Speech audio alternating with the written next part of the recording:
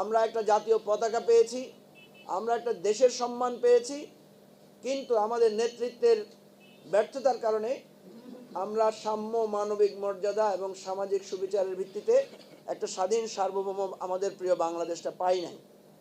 সেজন্য আমরা বলেছি এখানে একটা সংস্কার লাগবে, রাষ্ট্রটাকে নতুন করে মেরামত করতে হবে, এবং সেই মেরামতের কয়েকটা আন্দোলন ধাপে ধাপে আমরা করেছি।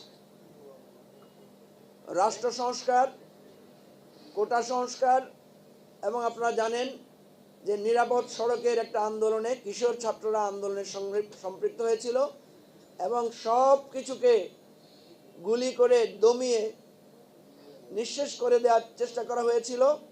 সর্বশেষ জুলাই আগস্টে রাজপথে সংগ্রাম করে আমরা একটা বিজয় অর্জন করেছি। আমাদের এই ফেনীতে 13টা তাজা প্রাণ 4 এবং 5 তারিখ তাদেরকে কিভাবে নৃশংসভাবে হত্যা করা হয়েছে এবং শত শত ছাত্র জনতা কিভাবে আহত হয়েছে, অনেকে এখনো পঙ্গুত্ব বরণ করে জীবনের লড়াই করছে, আপনারা জানেন।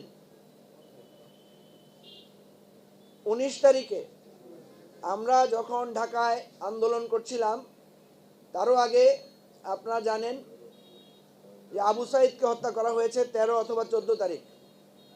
তারপরের দিন আমরা ঢাকায় মিছিল বের করেছিলাম এবং ঢাকায় 3টা দল আমরা একসাথে হয়ে গিয়েছিলাম রাজপথে।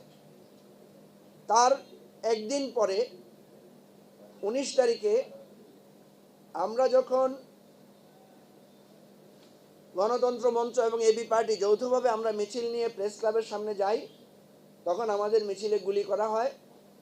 আমি কোমরে গুলিবিদ্ধ হই, আমাদের অনেক নেতাকর্মী গুলিবিদ্ধ হন, গণতন্ত্রের মঞ্চের অনেক নেতারাও গুলিবিদ্ধ হয়েছেন সেদিন।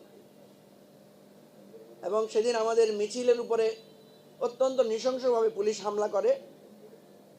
আমরা হাসপাতালে গিয়েছি, হাসপাতালেও থাকতে পারি নাই, সেখানে পুলিশ 3 দিন 4 দিন আমাদেরকে ধরার জন্য ব্যাপক অপারেশন চালিয়েছে। আমরা কিছুটা সতর্কতার সাথে চলাফেরা করে আন্দোলন চালিয়ে নিয়েছিলাম এবং 26 তারিখ রাত্রে আমাকে, আপনারা জানেন যে, গ্রেফতার করা হয়।